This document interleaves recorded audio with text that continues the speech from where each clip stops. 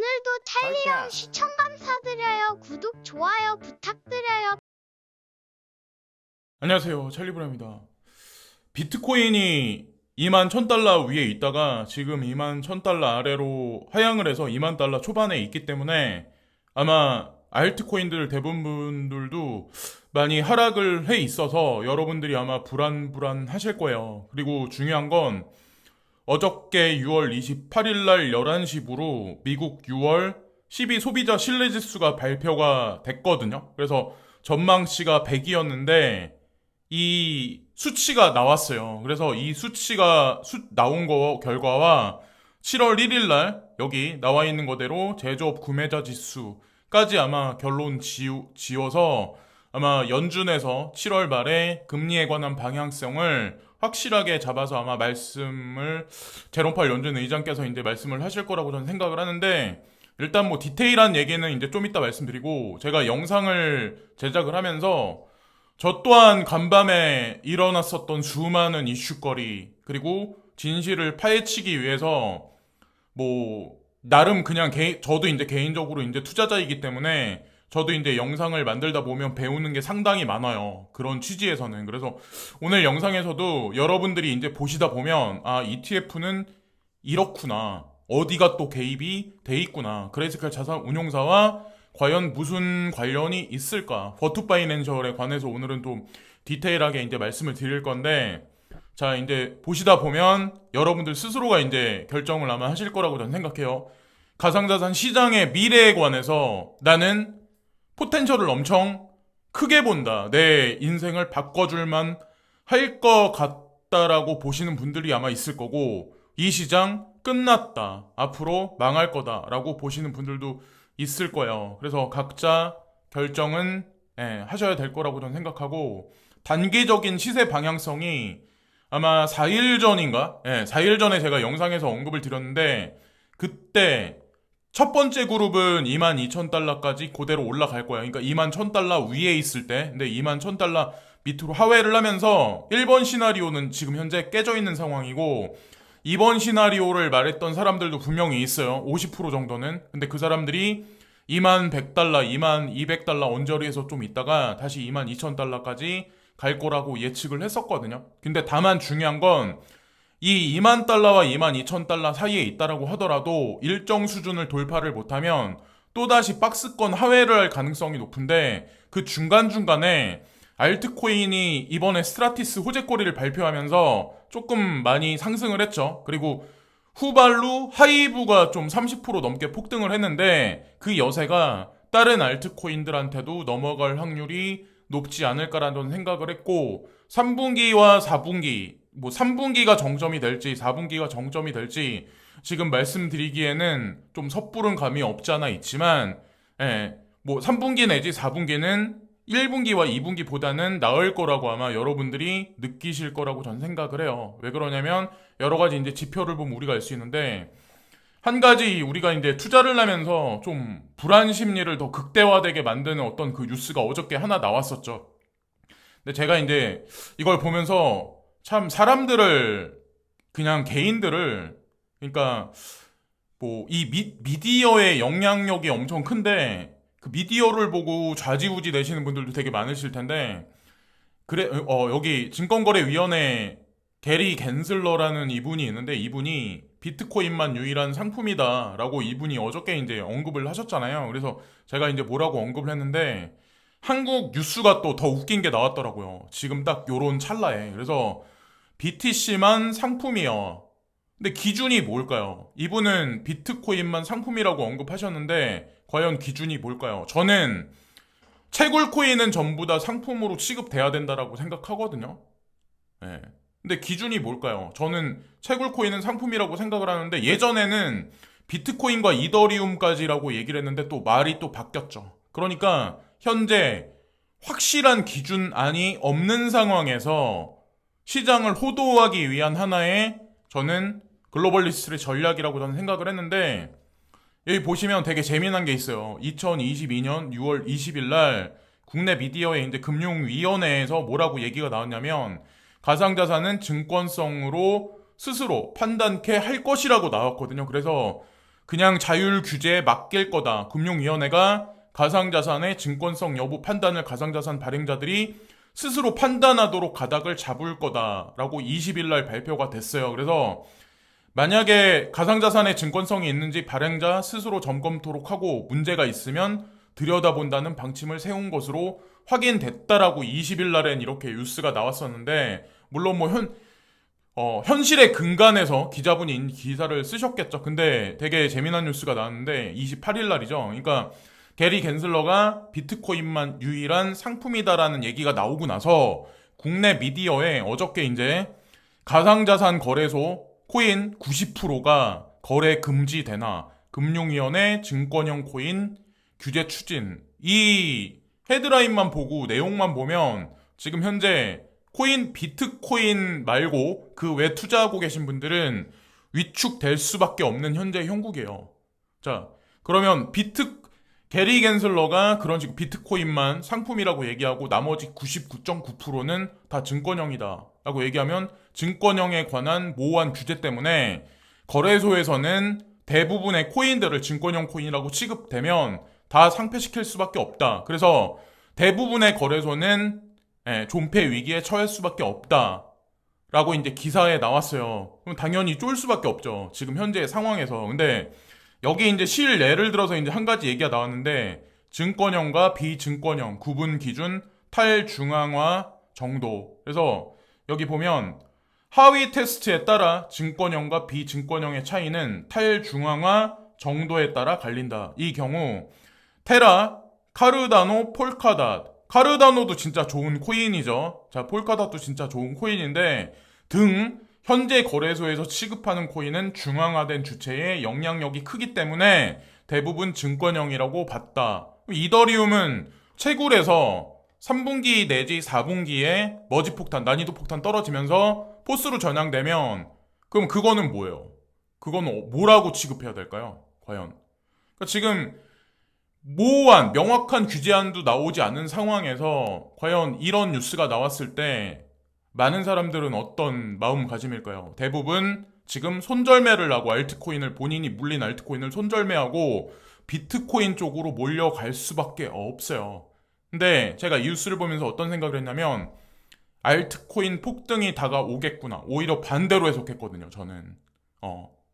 반대로 해석을 한번 해봤어요. 예전에도 이런 일이 있었는데 이런 뉴스가 나오면 시간이 어느 정도 경과가 되면 반대로 몰아가더라고요. 시장 자체를. 예전에 어떤 일이 있었냐면 예전에는 또 오히려 반대로 포스 되는 코인만 또 살아남고 채굴은 전 세계 탄소세 아니면 환경오염을 채굴이 증가시키기 때문에 채굴 코인은 다 상폐돼야 돼. 이런 얘기들이 또 한동안 돌았어요. 그러니까 계속 시장 사이클을 계속 흔들어가지고 개인 투자자들을 힘들게 만든다는 거죠. 그리고 제가 보다 보니까, 그리고 구찌사를 비롯해서 미국의 럭셔리, 피트니스, 체인이라든가 여러 가지 어떤 그런 서비스 제공 업체들이 여기 보면 코인이나 이더리움 등과 같은 어떤 이 가상자산으로 페이먼트를 계속 추가적으로 이제 제공하는데, 브리틀링이라고 하는 럭셔리, 스위스 럭셔리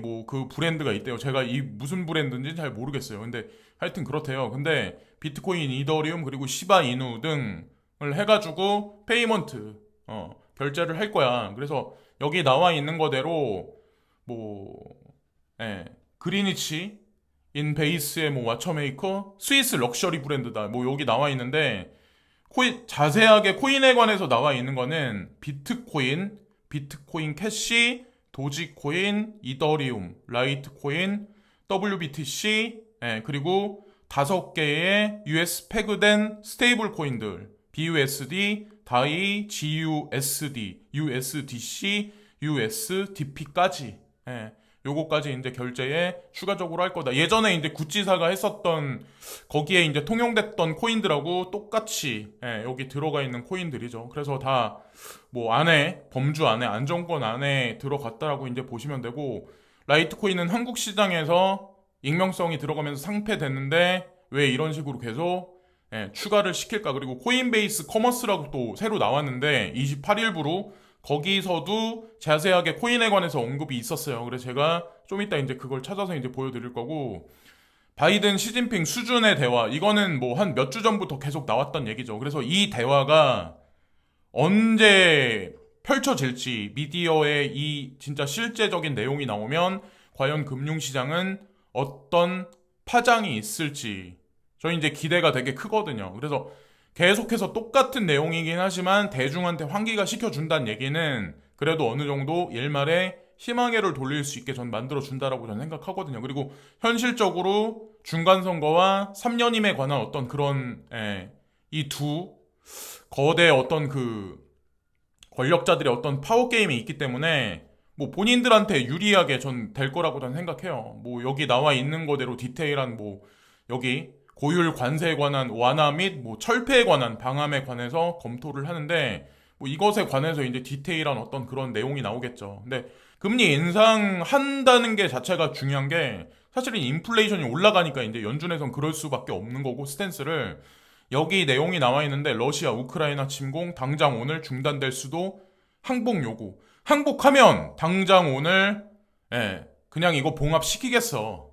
이런 얘기를 지금 하고 나오는 거죠. 러시아 측에서는. 그러면은 어떻게 될까요? 전 세계 여론은 어디에 어디 편을 들어줄 확률이 높을까요? 이런 거 댓글도 한번 보시면 여론이 예전보다는 좀 많이 바뀌었어요. 예전엔 그냥 일방적으로 뭐 러시아만 막 이렇게 그랬는데 지금 같은 경우는 약간 와전돼 있더라고요. 이제 고집 그만 부려라. 이미 게임은 끝났다. 근데 사실 실질적으로 이미 게임은 끝났어요. 빨리 봉합이 되는 게 어떻게 이제 영향을 미칠지 뭐 3분기 내지 4분기에 긍정적인 어떤 그 시장에 방향성을 줄 수 있는 건 저게 제가 봤을 때는 가장 시급한 문제라고 저는 생각을 하고 또 하나 이제 중요한 게 뭐 시장이 스태그플레이션 진입 안 했다. 그냥 인플레이션일 뿐이다.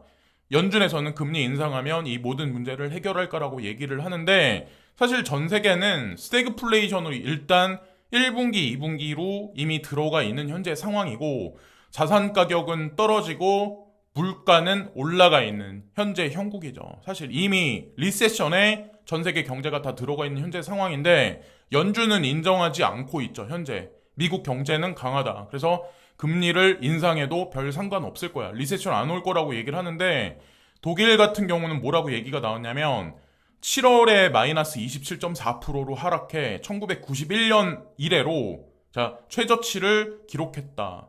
그래서 소비자들이 독일 경제가 침체에 빠질 것이라고 현재 상황을 예측을 하고 있다. 여기 보면 콘슈머 콘피던스, 소비자 심리지수 뭐 그런 거거든요. 소비자 뭐 신뢰지수거든요. 그러니까 사람들이 지갑을 닫고 위축할 거다. EU 전체를 볼 필요가 없이 EU에서는 독일만 보면 돼요. 이미 게임 끝났어요. 여기도 뭐 EU에서 향후에 금리에 관해서 뭐라고 얘기할지 모르겠지. 그리고 중요한 건 여기 CB 소비자 심리지수가 발표가 됐는데 쭉 보면 계속해서 올라가다가 이때까지만 해도 연준에서는 미국 경제 엄청 탄탄해. 바로 5월 31일까지만 해도 그런 얘기를 했는데 이번에 예측치가 100.4였는데 100 밑으로 하회했어요. 98.7이에요. 그러니까 미국에 사는 미국 시민들조차 지금 현재 자신이 없는 거예요. 경기가 안 좋다고 인정을 한 거고 연준에서는 이 데이터들을 갖고 금리에 관해서 7월 말에 결정을 하겠죠. 그래서 계속해서 뭐 자이언트 스텝을 넘어서 금리 1% 인상할 거야 라고 지금 시장에 압력을 주긴 하지만 막상 뚜껑을 열어보면 0.75% 금리 인상, 조금 완화되면 0.5% 금리 인상한다면 지금보다는 아마 나은 장세가 펼쳐지지 않을 거라고 저는 생각해요. 그래서 많은 트레이더들이 이 두 가지 지수를 가지고 결론을 많이 내리는데 인플레이션 기대치와 소비자들의 전망을 포함하고 있는 소비자 신뢰지수와 미시건 대학교 소비자 신뢰지수에 특히 많은 관심을 가지고 있다. 얼마 전에 미시간 대학교 소비자 심리지수가 발표가 됐는데 생각보다 썩 좋지 않게 나왔죠. 그래서 시장이 일시적으로 반등이 있었죠. 그래서 소비자 신뢰지수가 나오면서 단기적으로 시장의 하방 압력이 전가된 건 사실이긴 하지만 이거는 지금 하루 이틀 보고는 모른다는 거죠. 어쨌건 연준에서는 이 두 가지 지표를 가지고 금리의 방향성에 관해서 언급을 할 거고 요즘 들어서 이제 7월 6일 날 스팟 ETF의 그 만기가 도래하면서 결정되는 만기가 도래하면서 지금 뭐 버투파이낸셜 얘기가 서서히 언급되고 있는데 사람들은 이 버투파이낸셜이 어느 정도로 영향력이 큰지 인지를 못하고 그레스켈 자산 운용사의 위신도 땅바닥에 떨어져 있는 현재의 상황이고 베리 실버트는 사기꾼에 몰려 있고 그리고 베리 실버트와 그레이스켈 자산 운용사 디지털 커런시 그룹을 추종하는 저 같은 경우도 요즘에는 안 좋은 여론의 반응이 되게 높아요. 근데 그 반응도 뭐 ETF 승인이 이번에 안 날 거라고 저는 생각을 하지만 관여되어 있는 모든 코인이 ETF로 점진적으로 들어가면서 아마 그런 많은 여론들이 완화될 거고 저는 우세하게 다시 돌아갈 거라고 생각하는데 이 부분에 관해서는 오늘 좀 디테일하게 말씀을 드릴게요. 어느 정도냐면 여기 보면 요분이 이제 여기 대표예요. 버투파이낸셜 이제 대표인데 함께 일하게 된 것을 매우 기쁘게 생각한다. 그래서 뭐 증권거래위원회에서 선물 기반 ETF를 승인했지만 이러한 상품을 승인하지 않을 원칙적인 이유는 없다. 규제와 혁신을 앞서는 정치적 뭐 어쩌고저쩌고 뭐 얘기를 하고 있는데 제가 이제 그래서 풀어서 한번 얘기를 들어볼게요. 말씀을 드려볼게요. 2017년 12월 9일날 이제 무슨 얘기가 나왔냐면 비트코인 선물 거래가 설정되면서 다음과 같이 작동을 합니다. 그러니까 선물이 이제 생겨난 지 얼마 안 됐었을 때, 자 그래서 버투파이낸셜에 관해서 제가 이제 언급 드리려고 하는 거예요. 이때까지만 해도 JP모건, 뱅크 오브 아메리카, 메릴린치, 시티그룹 등은 비트코인 선물 시장에 대한 액세스를 제공하지 않을 것이라고 이미 말했었다. 골드만삭스는 특정 고객에게만 액세스를 제공을 할 거야. 이때까지만 해도 메이저 금융사들이 다 이 코인 시장에 관해서 외면했어요. 비트코인하고 다 전체적으로. 근데 어떤 게 있었냐면 시장 조성자는 누구입니까? 라고 여기 나오죠. 근데 여기 DRW와 버투파이낸셜과 같은 알려진 대기업 중 일부가 참여할 것입니다. 이미 이때 버투파이낸셜의 이름이 슬슬 나오기 시작을 해요. 과연 누구인지 정확하게 미디어에는 나오지 않아요. 근데 시간이 이제 흘러가지고 여기 보면 2018년 5월 5일날 여기 보면 트레이딩 자이언트 버투파이낸셜이 뭐 피지컬 비트코인을 만들어낼 거야. 뭐 규제안이 확실해지면 뭐 이런 얘기를 지금 하고 있는데 규제안이 조만간 나올 거라고 저는 생각은 안 해요. 근데 다만 중요한 건 버투파이낸셜 이름이 서서히 지금 그레스켈 자산 운용사와 같이 언급된다는데 저는 좀 의미가 되게 크다고 생각을 하는데 이 뉴스에 이제 뭐라고 나왔냐면 CBOE 비트코인에 관해서 CBOE, CME 이 선물 시장을 만들어낸 게 누구냐면 사실은 이 버투파이낸셜이에요. 여기 나와 있는.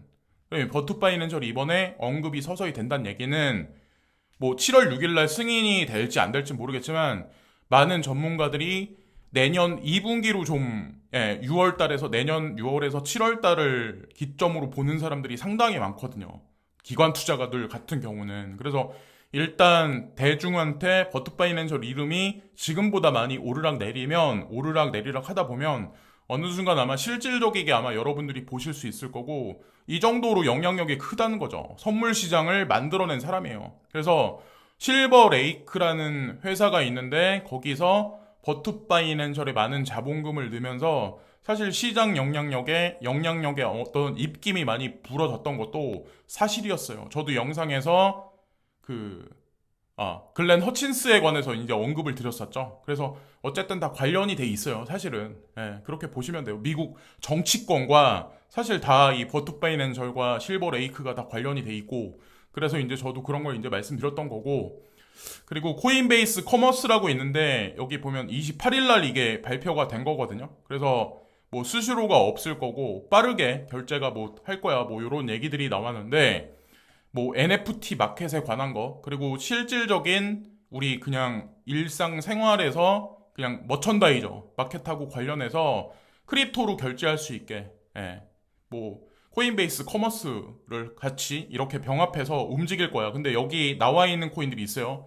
비트코인, 이더리움이 있고 USD 코인, 스테이블 코인 그리고 비트코인 캐시, 다이가 있고 도지코인, 라이트코인, 시바이누, 테더까지 여기 나와 있는 코인들만 이제 결제에 코인베이스 커머스에 사용될 수 있다. 그러니까 구찌사에서 얘기했던 거랑 오늘 브리틀링에서 발표한 거랑 다 공통적인 거를 보시면 대충 어떤 느낌인지는 아마 여러분들이 아실 거라고 저는 생각을 합니다. 그래서 이걸 또 말씀드리고, 피터 시프가 이제 한마디 언급을 하는데, 경제가 경기 침체에 진입할 때마다 그것을 꺼내기 위해 더 많은 양적 완화, 통화 부양책이 필요하게 될 거야. 경기 부양책이 실질적인 해결책이 나오지 못하게 하고 더 나쁜 경기 침체의 씨앗을 뿌렸기 때문이다.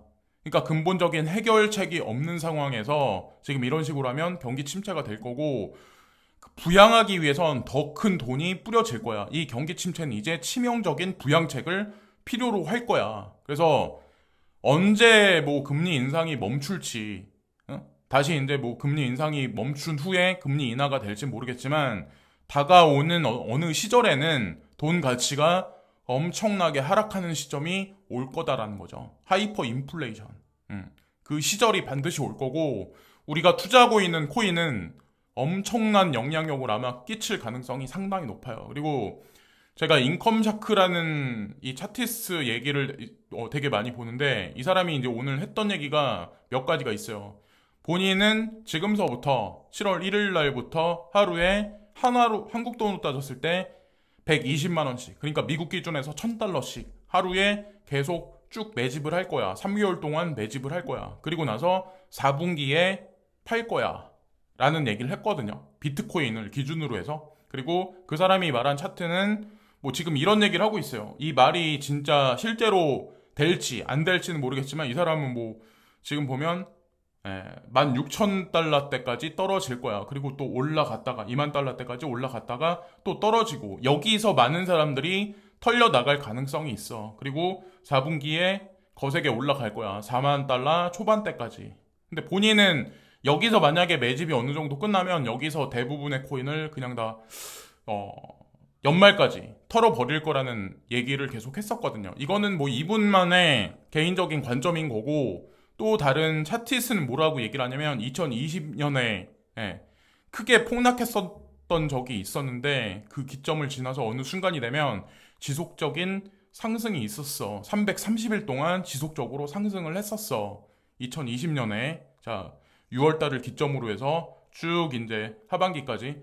근데 지금도 이 사람이 얘기하는 거는 2022년도 그렇게 될 거야라고 얘기를 해요. 누구 말이 맞을지는 모르겠지만, 뭐 저는 차트는 여러 개는 보긴 하지만 그냥 다 참고를 하거든요. 인컴 샤크가 이렇게 얘기를 하지만 중간에 만약에 뭐 우크라이나 문제가 봉합이 된다면 이거 다 의미가 없어지는 거거든요. 여러분도 아시겠지만 아무리 희망적인 얘기를 해도, 자, 거기서 긍정적인 어떤 이슈거리가 터지면 이게 의미가 없어지는, 이 사람이 못해서가 아니라 그런 관점으로 그리고 아무리 희망적인 차트가 나온다고 하더라도 중간에 악재거리가 나와서 폭락하면 그것도 또 의미가 없는 거기 때문에 전체적인 매크로를 매일매일 봐야 한다라고 저는 생각을 해요. 그리고 마지막에 주식백과라는 어떤 이분이 있는데, 세계 유명 투자자들의 작년 투자 성적, 그리고 캐시우드가 마이너스 60%, 드래켄밀러가 마이너스 32%, 찰리 먼거, 그러니까 뭐 워렌 버핏의 오른팔인가요?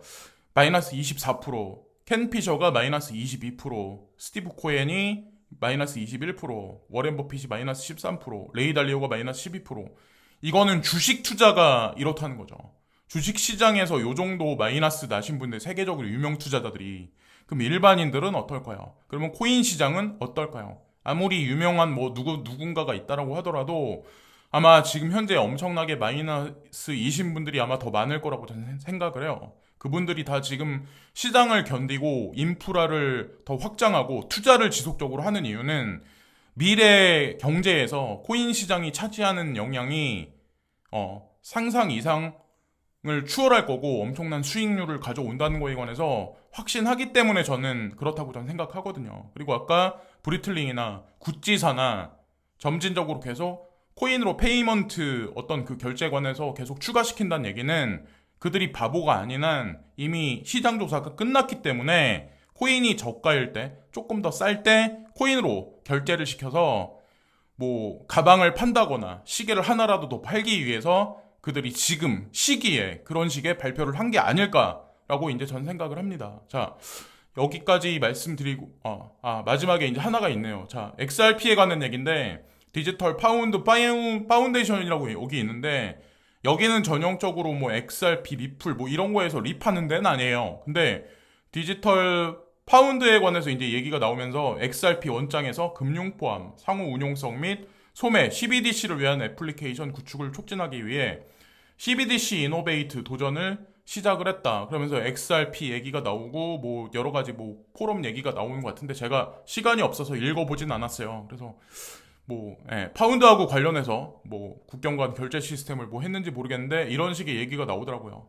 그래서 어쨌건 저는 리플에 관해서 상당히 뭐 포텐셜을 크게 보고 어떻게 보면 마지막 끝판왕이라고 생각하는 어떤 그런 거에 관해서는 변함이 없어요. 막판까지 이 코인을 들고 있을 사람이 몇 되지 않을 것도 뻔한 거고 뭐 물론 홀딩을 하지만 중간중간에 익절을 하고 저도 단타를 합니다. 그래서 얼마 전에 그 익절을 하고 약간 소액을 약간 밑에다 걸어놨는데 체결이 됐어요. 체결된 거 같다. 또 약간 윗가격에 또 걸어놨거든요. 그래서 계속 홀딩하면 홀딩만 하면 재미가 없기 때문에 단기적으로 뭐 조금씩 트레이딩도 하는 것도 아마 재미가 있으실 거예요. 아주 소액만. 자, 여기까지 말씀드리면서 오늘 영상도 마치겠습니다. 오늘도 시청해주신 많은 분들께 깊이 감사를 드리고 끝까지 힘을 내세요. 이렇게 약세 흐름이 있을 때 포기하시는 것보다는 조금 시장이 어떻게 돌아가나 그런 면에서 좀 공부를 해보시면 내가 투자한 코인에 관해서 아마 확신을 조금이라도 하실 수 있지 않을까라는 생각을 하게 됐습니다. 자, 여기까지 말씀드리면서 이번 방송도 마치겠습니다. 오늘도 좋은 하루 되세요. 감사합니다. 오늘도 텔리온 시청 감사드려요. 구독, 좋아요 부탁드려요.